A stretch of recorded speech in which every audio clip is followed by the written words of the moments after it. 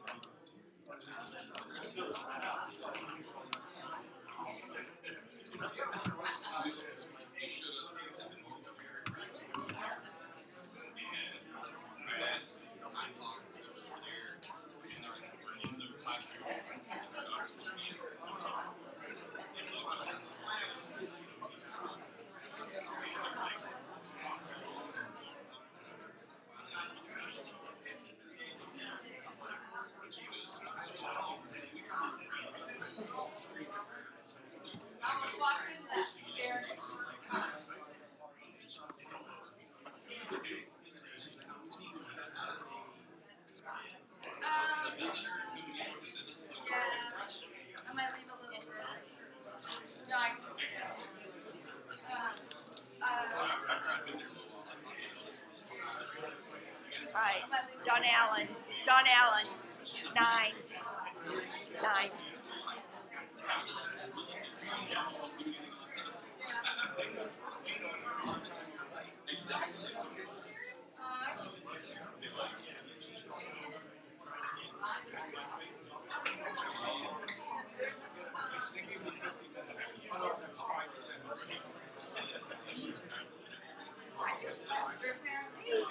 Those books came in, but I forgot them this morning, so I'll have them Tuesday. Yeah. Can you give me 50 of these? Yeah. Okay. I'll get Tuesday too. No, Tuesday. Okay. Yeah. Thank you. Can you hear me? Obviously not. Can you hear me? All right. Some people can't, obviously. But that's all right. I don't care. I usually get started anyway. All right. Most of you know me, Larry Henry, one of the elders here, deacon for the welcoming greeters, and got promoted up and fired. So now an elder. So. But I want to talk to you this morning about the strat plan. You've had already a couple of weeks that you've talked about it. You've already had a couple of weeks where we've talked about the old strat plan versus the new strat plan. Well, guess what? That's what I'm going to do right now real quick.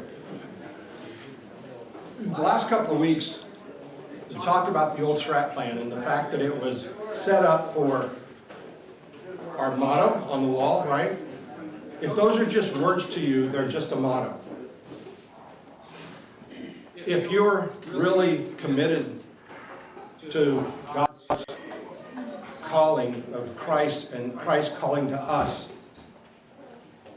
then those aren't just words. They can't be. They can't just be words on the wall. If they are, well, come and see me. Okay?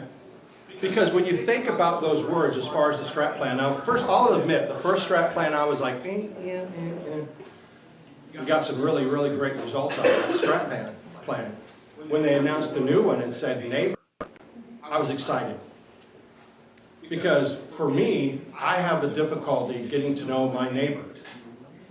I know a few of my neighbors in the neighborhood, but we're trying to get around and meet more of them. I live in a cul-de-sac, so everybody's close by. You see everybody every day. It's not like they just drive all the way through. They're around my house. So when I think about the words on the wall, relationships formed, faith strengthened. How does that fit? How does that fit for me? How does that fit for you? Because that's the basic thing about the new strat plan. How do you fit in? How do you fit into it? Well, let's take the word relationship. What's relationship? What does it mean? Well, Nancy and I have done a lot of work in a previous congregation as an elder, doing marriage counseling, doing those things, and talking about relationships. And of all of the classes we took, I'm studying German, so sometimes I throw an extra T in there. That's my excuse. But we learned out of all those classes, two things came out, just right at the top, that makes those words on the wall live for me. A relationship takes two things. Every relationship, it doesn't matter which one you have, whether it's with your spouse, your children, work, or to God. Communication and commitment. That's what that word means to me. That's what becomes a mission for me. I may communicate to you all the time, and that's great. But am I committed to our relationship? If I'm not, we're just acquaintances. If we spend time together, and I commit to that relationship, and I communicate to you that, I have a relationship. With God, the same way. We've got His Word. That's how He communicates to us. How do we communicate to Him? By prayer and by doing His work. Not only by our words, but our deeds. And with that, and I was trying to find a place where it really struck me. And I'm not going to go into it in depth, but I'll just give you a reference that I used. I went into Philippians chapter 1, about verse 23, to chapter 2, about verse 13. And all of this just rang out for me. Because there are a multitude of communication and a multitude of commitments. God to Jesus, Jesus to us, and us to others. And the thing that built from that, and the last portion of that, is that other word that's up on the wall. Faith. If I just see that as a word, again, it's just a word. But if I commit to that and I communicate to Jesus that I want that, what's going to happen, or should happen, my faith is strengthened. And your faith in me is strengthened. And my faith to Jesus and to God is strengthened by my actions and by my words. So what we want you to think about as we get into the last two pieces of the strat plan today is, how's that fit for you? How are you going to fit in?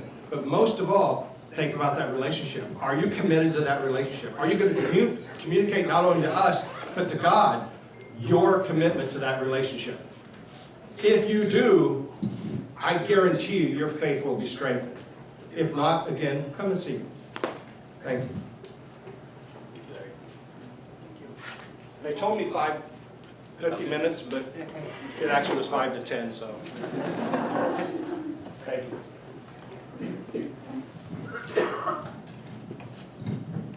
Thank you, Larry, for that. Sorry. All right.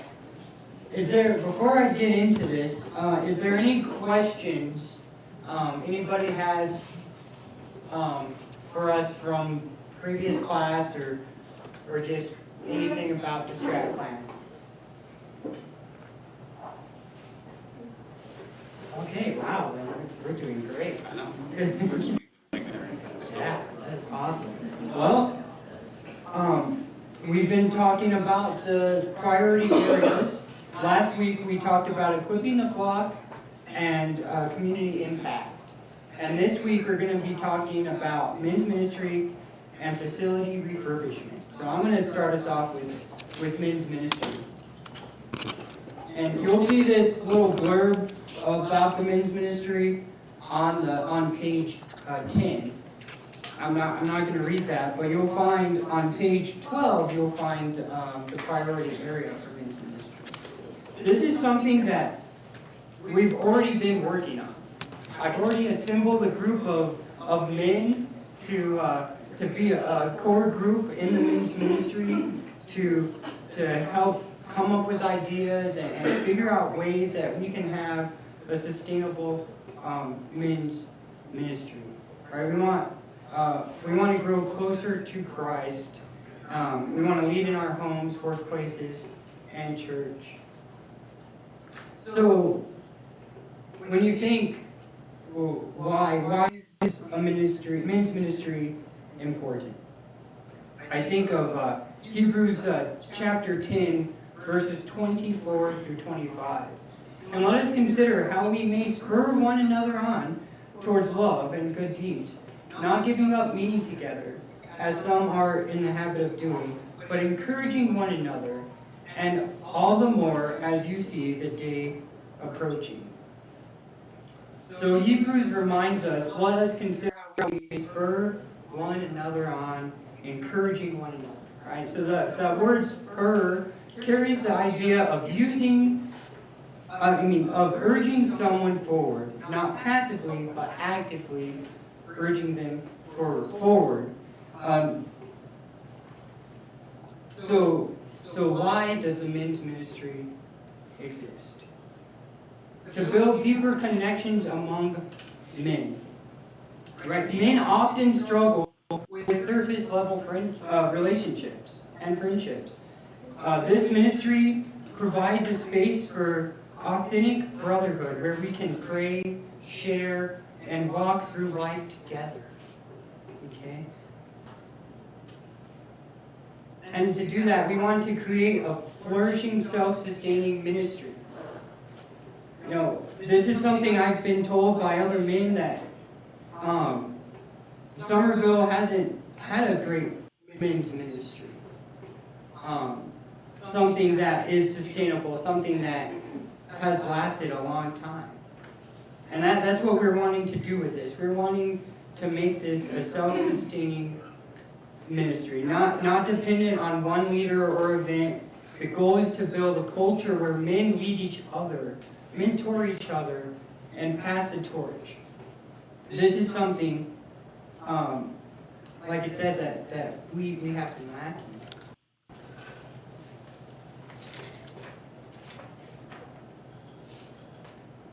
So that leads us to continuing to spiritual growth and outreach of the church.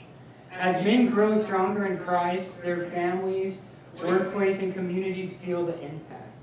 Our ministry is not just inward focused, but outward reaching. Better followers of Christ, men who walk close to Christ will be transformed. That transformation shows up in their roles as husbands, fathers, friends, and co-workers. Right? So this vision doesn't just shape us inside the church, it also pushes us into our community to be good neighbors. So we've seen why this ministry exists and what it looks like to live it out in our homes and our communities. Now I want to talk about how we actually build it. Okay, how we build it through relationships like Paul, Barnabas, and Timothy.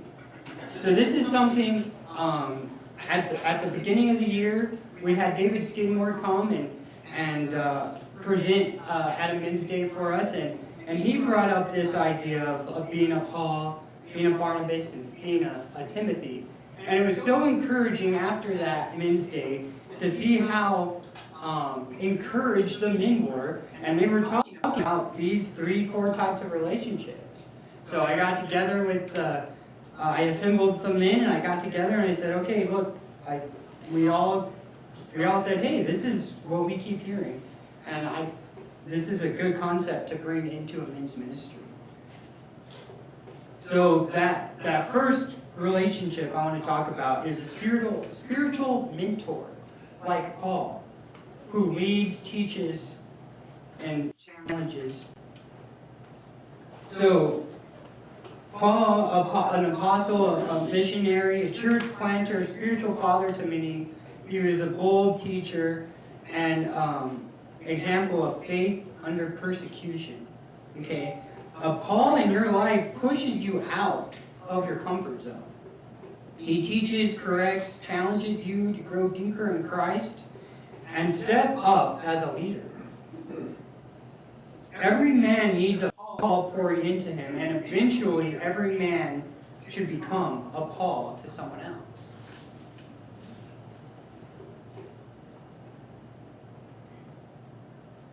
Our next core type of relationship is spiritual friend, like Barnabas, the friend, the encourager. I saw that going and I couldn't catch it. Okay. So, who was Barnabas, right? Barnabas was an encourager. He believed in people when others didn't, right? He believed in Paul. He strengthens others in faith. He encouraged new believers at Antioch. Offered second chances. When Paul lost patience with John Mark, Barnabas took Mark under his wing. Barnabas is the brother who walks beside you in life. He provides encouragement, accountability, and steady support in your ups and downs. Every man needs a Barnabas in his life and should strive to be a Barnabas for others. Okay, I hope you're catching what I'm going with here. Our third type of relationship is a spiritual mentee, like Timothy, who learns, grows, and develops into a leader. We learn that Timothy, a young disciple, raised by a believing mother and grandmother, but had much to learn. He became Paul's close companion and later a church leader, right? We saw that he has a teachable spirit, a faithful partner. Paul trusted him to represent him to churches and encouraged to overcome fear. Timothy struggled but built his confidence up. So a Timothy in your life is someone you pour into, someone younger in faith or less experienced, who needs guidance and encouragement. Okay? To be a Timothy means to humbly receive instruction, allowing others to shape your spiritual walk. Every man needs to be a Timothy at some point, but also to raise up Timothys behind him. Okay. So at some point, you're going to experience each of these relationships in your life. You're going to be a Paul to someone. You're going to be a Timothy to someone. You're going to be a Barnabas to someone. And ladies, you might be thinking, well, what do we have to do with this? Well, you're very important in the men's ministry as well. Encouraging your husbands to be involved in this ministry, encouraging them in their relationships, and encouraging them to get out of their comfort zone, right? A lot of times when I'm talking about men's ministry, I have the women coming up to me say, this is why it's important to have a men's ministry, right? So you're just as important in this ministry, right? A healthy men's ministry isn't just about events, it's about relationships, right? Relationships formed, faith strengthened. When men have a Paul, a Barnabas, and a Timothy in their lives, discipleship naturally multiplies. Now Lynn's going to be talking to us about facility refurbishment.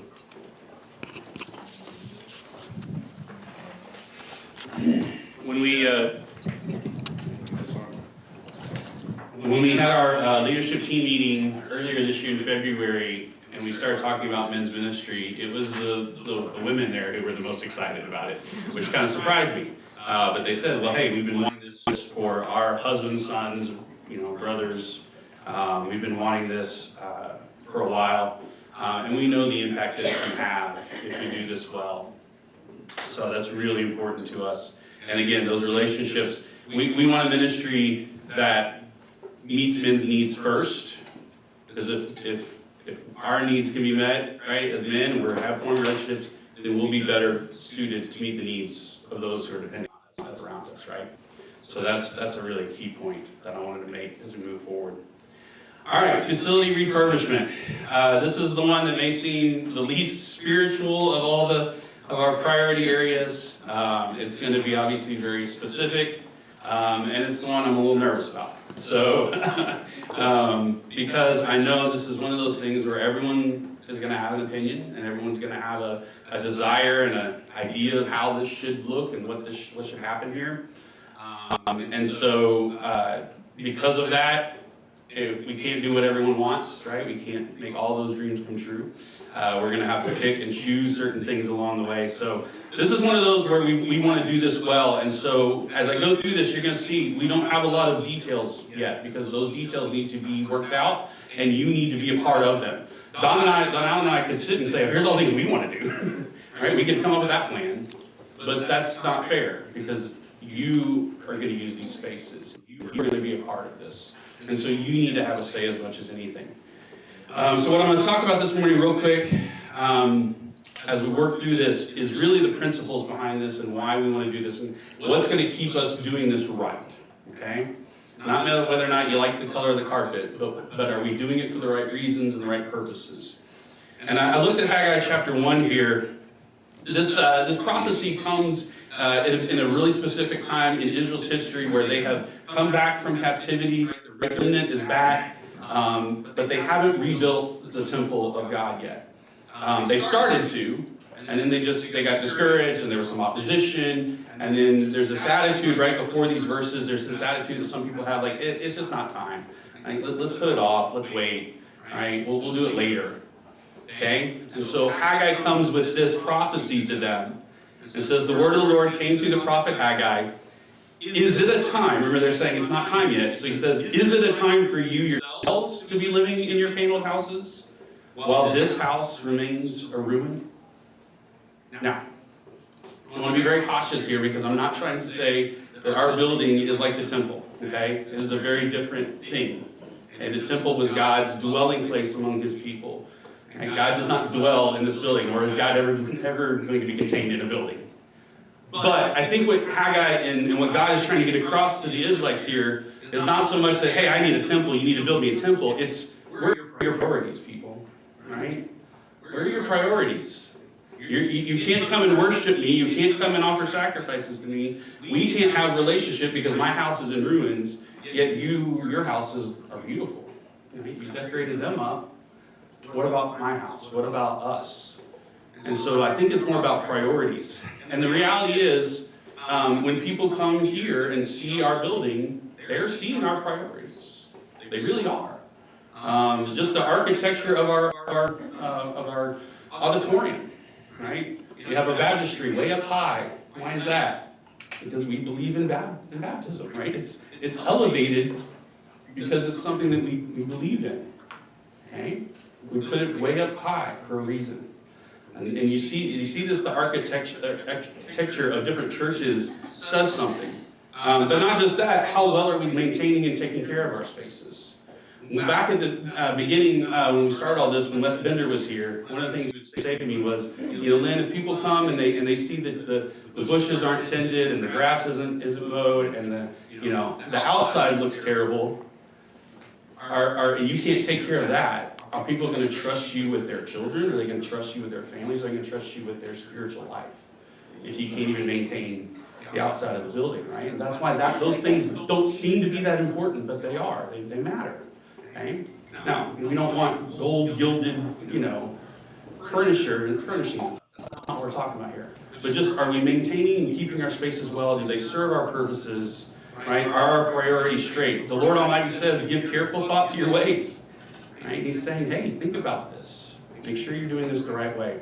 So some of our principles that we're really gonna focus on, obviously stewardship. We want to be wise and responsible with what God has given us. Okay? We want to make sure that we are doing this well. We are applying God's wisdom to this, and being responsible in the spending of money and the allocation of resources. We don't want to just do things to do things. Council. We're going to hear many voices, and that's one of the big parts of this priority area is gaining feedback, listening to members, right? Hearing lots of voices in this. Now, when you hear, again, like I said earlier, when you hear lots of voices, are you going to be able to do what all those voices say? No, because if there's 80 of us in here, we probably have 80 different ideas about what we want to see. We can't make all those things happen, right? And so, just because your voice is heard doesn't mean you're necessarily going to get your way, and that means we've got to be okay with that to some extent. Even Al and I, we're all going to have to be comfortable with that to some extent. But I hope that you will feel heard. And if you don't feel heard during this process, please come and talk to Don Allen or myself, okay? Because I definitely want to make sure that everyone who has a voice and an idea in this is able to be heard. Again, I can't promise you we're going to do what you want, or what I want, but at least we can hear you and make sure that we're getting a lot of different voices in that. And even voices from outside the church, because this is going to involve detailed planning. And so we need expertise, right? We need diligence. We're going to have to do this really, really well. So for instance, if we start to do anything in the auditorium, that might disrupt our worship, correct? And so that means we've got to have a plan for where are we going to worship. We may have to worship in the gym if we start doing anything in the auditorium, right? When that happens. And that's going to take a lot of planning, a lot of working that out. How's that going to go? And there's going to be a lot of people involved in that and making that go well. It's not going to be ideal. It's not going to be comfortable, but it's going to be part of this. So this is one of those that's just going to have to be really detailed planning, bringing expertise. So if you are someone in the church who has expertise in this area, in general contracting, in carpentry, whatever, right? Decorating spaces. If that's something you have expertise, experience in, then definitely want to hear your voice. But last but not least, one of our guiding principles is focusing on visitors. Okay, we want to be a good neighbor. This is how this connects to our theme for this strat plan. Is we want to be a good neighbor. We want to make sure our spaces are hospitable. Okay, you've been in homes, I'm sure, where you didn't feel at home very quickly, right? Where it's set up them for the people who live there, right? And that's good and all. But if you want to be hospitable, if you want to invite people into your home, you've got to set your home up a little differently maybe. You've got to make it welcoming to people, okay? If you walk in and there's nowhere to sit, you're not going to feel welcome for very long. If there's not a comfortable place, right, to just sit down. So we want to make sure that this space is hospitable, right? When people come in, that it makes them feel welcome. We already do that well as a people, right? We've got that part down well. I hear that all the time from people. Man, I've never been such a welcoming church. It felt so warm right off the bat. They're talking about you, the people. But we want to make sure our spaces also help us do that even better, okay? Our buildings and our spaces, they're tools. And we want to make sure that they are the best they can be at what we want them to do. Okay, so we want to focus on, so we want to think, because it can be really easy for me to think, well, I want this for my church. This is how I want it. But we've got to think through the eyes of someone who's coming in as well, and from their perspective as well. Okay, it's a both and, it's not an either or.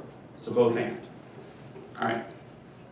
So here are some necessary steps that are going to happen, and again, I apologize if this is not as detailed as everyone would like at this point, but this is what executing this plan is going to come up with, is the details. But here's some things that are going to have to happen. We're going to have to form some ad hoc teams, at least one, probably more than one, probably multiple teams, okay? To share that load, to make sure that there's a core group of people who can, and we don't have any ministry teams right now that are set up to take this on, okay?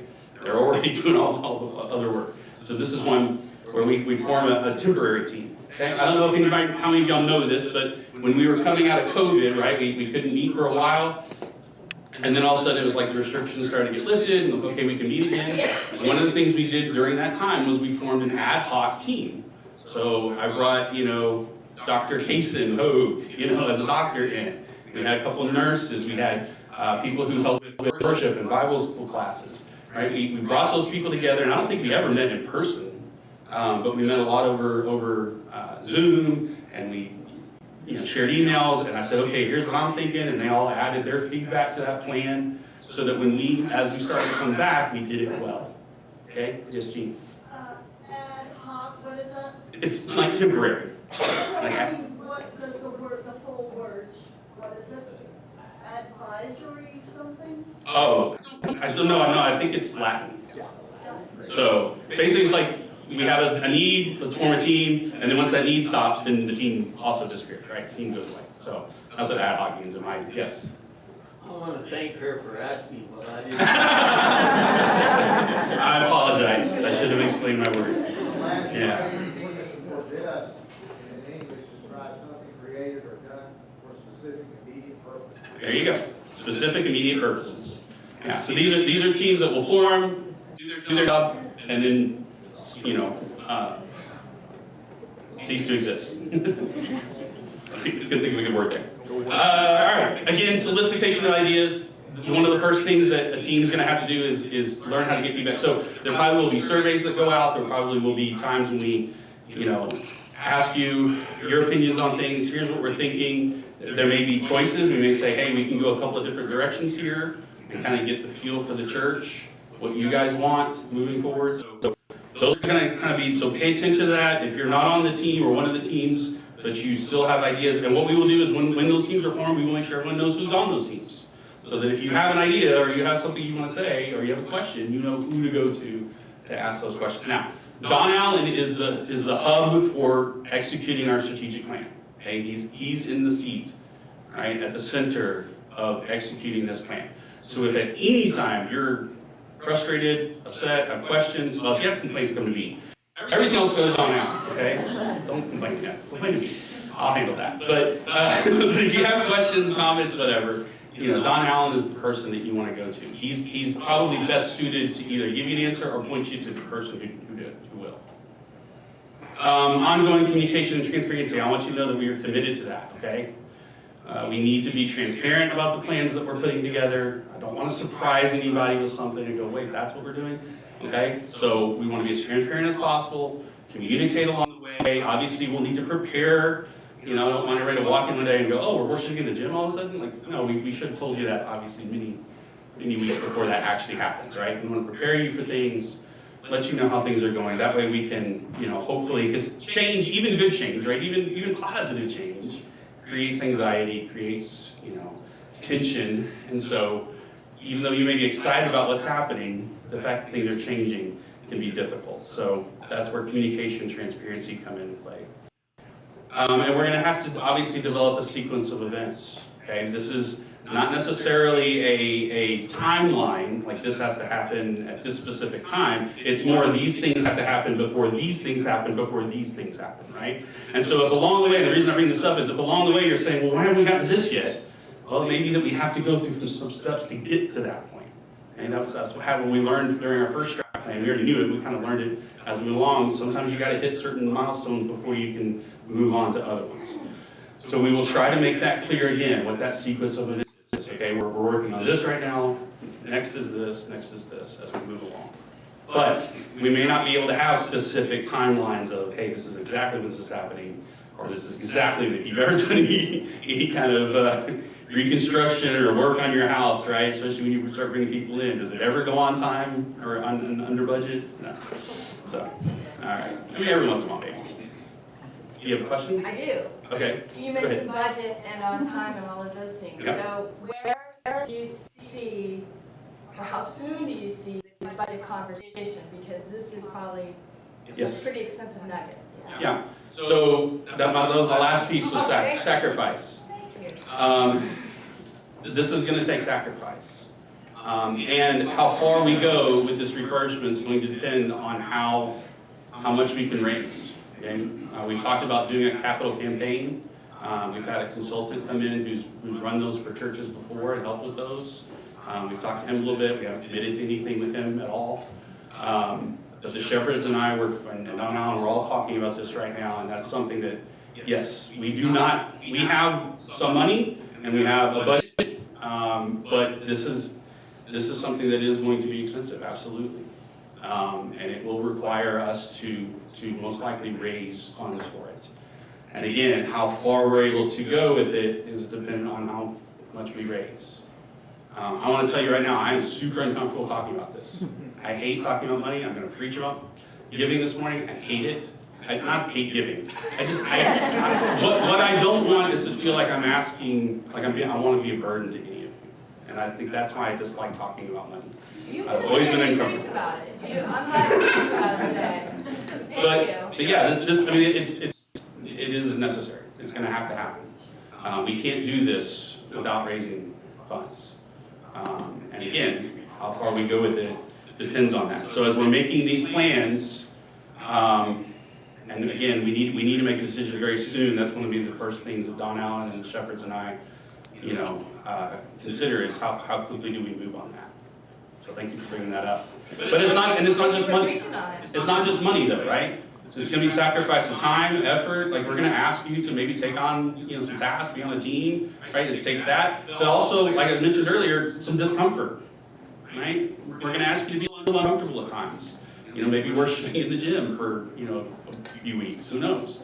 Right? That's not gonna be comfortable. None of us are gonna like that. That's not ideal.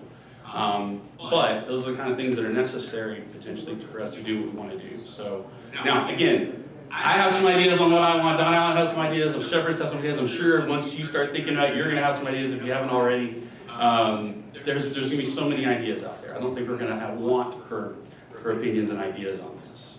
But what we want to do is stick true to the reasons why, the principles. If we do that, and we keep our focus on that, then the decisions we make along the way will work out. Does that make sense? And we'll figure that out. Okay.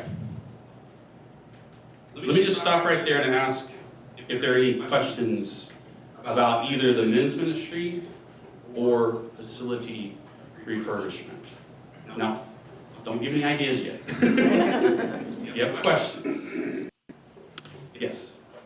Are we gonna reinvent the wheel, or we have a perfectly fine auditorium? Yes. Is it cosmetics basically, or knock it down and let's do something? Oh, no, I don't think we're talking about knocking any buildings down right now. No, I understand. Yeah. But what is the general plan? Are we just trying to remodel, or what? So that's gonna be something that the team is gonna have to determine. I can tell you right now, I don't really wanna get into too many specifics, but I can tell you right now, our windows all over the auditorium, they have to be replaced. Those whole things, they need, so there are some necessary things, right? Y'all probably not all of you know about, right? We've got water coming in at times in those spaces. They're not very secure. We want them to be more secure. And so there's some things that have to happen as part of this. Then we gotta talk about, then what on top of that do we want to happen, okay? Again, I know this has potential, right? And so I think we all need to, continue to be mature about this and understand that we're not all gonna maybe be perfectly happy getting exactly what we want out of this. But, everybody knows the carpet needs to be changed, right? We need new carpet, at least. Right? There's some things that just need to happen. Yes, Chris? Haven't we been having some ongoing issues with the baptism? No, we did for a while there. That's done. That's worked out, yeah. Yeah, we had some issues with the baptistry, we repainted it, and we had some issues with it. We had some parts break and some things like that, so we flooded the auditorium a couple of times, unfortunately. But that's all been fixed. Good time to baptize when the auditorium is full. A little shallow. Again, any questions about men's ministry or facility refurbishment? None? Okay. All right. Well, again, how do you fit in? Let me just ask that question. I want you to think about it for a second and see if you can come up with a specific thing that you're thinking about. I'd really like to be a part of X. And out of all four of their priority areas over the past couple of weeks. And by the way, if you, last Sunday, we thought we were recording, it ended up not recording, we had some technical difficulties, so we re-recorded it. So it is, if you got the email, you can go back and watch it again if you missed last week's, okay? So even Bill came up and we re-recorded the whole thing, we just didn't have you here to talk to. It was kind of weird. But you can go back and watch that, so. How do you fit in? Tell me, what are you thinking as far as you are concerned? How are you going to fit into this? I need some answers. No? Anybody who wants to do something or feel like they're capable of doing something Mm-hmm. should try to put as much time as they can into it. And that's the thing. And I kept thinking, what you were saying about money. Money is always a problem because there's so many things that come about, and there's so many things when you're talking about refurbishing. there's things you have to plan for, there's things you have to do that's part of buildings and parts of laws that we have to Sure, yeah. follow too. There's certain laws that come around that. There's a lot of things that are gonna go into this, Even though we're a yeah. church, we still have to follow certain laws, so those things, like you say, are necessary. But as far as money, people just need to know that it's a free will give, and you give what you want. We don't have tithing, because it's not, but if you tithe, that's fine. But if you give more than tithing, that's up to you. Mm. But you give what you feel is good for you, and you want to give. Yes. Not that you have to give. Absolutely. And I can understand where that's hard, because when you start preaching money, people say, oh, you're saying I have to give. And I want you to know, just because I don't like talking money doesn't mean I'm worried about it. God will fund this, okay? I'm not worried about it. I just don't like talking about it. Especially when I feel like I'm asking you, all right, to give. All right, who else has a, how do you fit in, Drew? Well, I'm gonna start with prayer and reflection, right? Thank you. I think like everyone else here, I've come to this church looking to see what I can get, right? Like I'm here to build friendships, I'm here to strengthen my faith, you know, my walk, and, you know, how I can be fed, but at some point, you know, what am I giving? It can't just be, what is Summer World Church doing for me, how are my needs being met?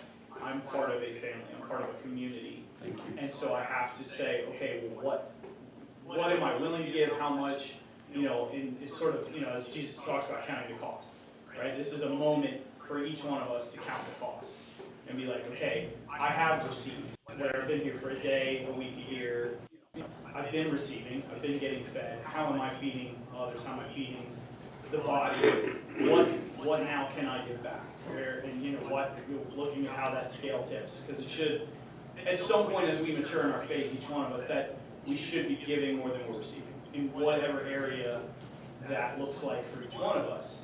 It should, you know, what we, you know, the return on the investment for Christ on the cross should always outweigh that. So it's going to just be really for me wanting to give in a lot of areas, but giving that up in prayer, be like, okay, God, you know, whether it's a conversation with Don Allen or just other people and doors opening, it's like, where am I? I'm going to look for opportunities where I'm needed. Because I might want to serve in this area, but I might be needed over here. Okay, well, that's what God wants me to do right now, right here. That's where I'm going to go. We're going to figure that out. Thank you, Drew. That was very well said. I appreciate that. Ashley.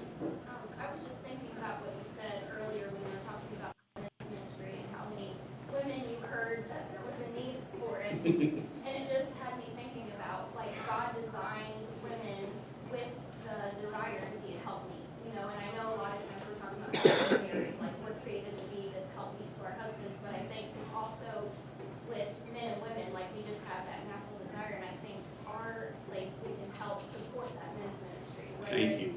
Encouraging them to go and spend time with men, or maybe I think we have more of the emotional side now, maybe helping them factor that in a little bit more and encouraging them to be open and maybe give more of themselves that they normally would, or even, you know, I've heard the saying, the way to a man's heart is through his stomach, so Amen. we encourage those even, you know, sending food with them, or, you know, It's not in scripture, but it should be. that ministry in, you know, the way that we can, because we have gotten so much, I know me personally, I've gotten so much benefit from the moms, heart moms, and we want that for the men. We want them to be able to have something that they look forward to, and that they are filled spiritually, physically, Yeah. in those ways. Thank you. Yeah, absolutely. That was one of the things we were going to mention was, you know, the women out here can help by encouraging their husband or son or daughter, I mean, not my daughter, son, I said son, whatever that man is in your life to go and be a part of this. If he's reluctant for whatever reason, you know, definitely don't give any excuses not to go. But guys, this is gonna take commitment from you, okay? That's, what happens is the women put up, plan something and they start signups and, all the women rush to sign up and they all, they don't have to, it's hard, not hard for them at all. But as guys, we have to go, hey guys, how come you haven't signed up yet, right? We're still like a week out, we're like, guys, you still, we, one of our first men's days, we had a decent number, but it's because I literally went to each man and said, sign up, sign up. Right? We are so bad about this, dudes, and we gotta be better at it.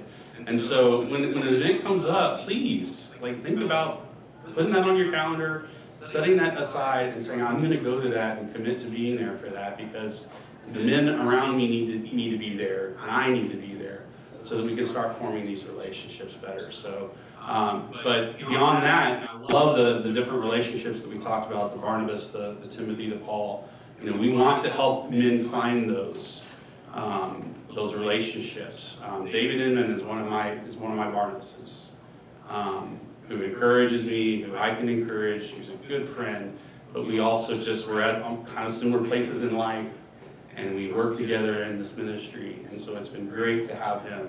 Don Allen's my Timothy, or one of them at least, in many ways. Right? I'm getting to mentor him, and there's so much blessing in that. So, anything that we missed, Don Allen, as far as how that we talked about, as far as how people fit in? So we're about to come to a close here. Yes. Yes. I had a comment about how we fit in. Yes. The strategic plan casts a vision. Yes. Want to go. If none of us step up and operationalize that strategic plan, it won't go anywhere. Absolutely. So we absolutely all fit in. We have to put this into motion. We have to come together and get time, talent, treasure, to make it happen. Absolutely. And I hope that you'll see as we begin to execute this plan that there is somewhere for you to fit in. There's somewhere for you to do something, right? And as Drew said, and we've said, the first and foremost is pray. Please be praying about this. We are transitioning now at this point. We're done with the rollout after worship today. We're transitioning now into execution, okay? And so that's what Don, a lot of his time and focus is going to be on, going to those ministry teams. We're going to start forming some teams. We got to now execute. All right, I'm going to close this out in prayer this morning. If you still have questions, comments, if you still just don't understand something or aren't sure about something, we've got time. This plan is gonna come to fruition in 2028. All right, so we've got time. This is not something that needs to be done tomorrow. This is something we're going to do over a period of time. But come talk to Don Allen or myself and ask those questions. But let's pray as we go into worship. Our Father in heaven, we're just so grateful for all that you've done for us. We're grateful for the giving that you have done from the beginning of time. You've given us so much, and you continue to open up your storehouses, blessings, and just pour them out into our lives. And we just pray that you would continue to do that, God. Be with this church as we strive to be good neighbors to those around us. And Lord, as we strive to pour blessings out into our community and beyond, I pray that you would continue to pour blessings into us so that we can continue to give, Lord. And just let that just be a cycle with us where we are blessed by you and then we bless others, and just continuously, God, in ever increasing ways. We love you and we're thankful for all you do in Jesus' name.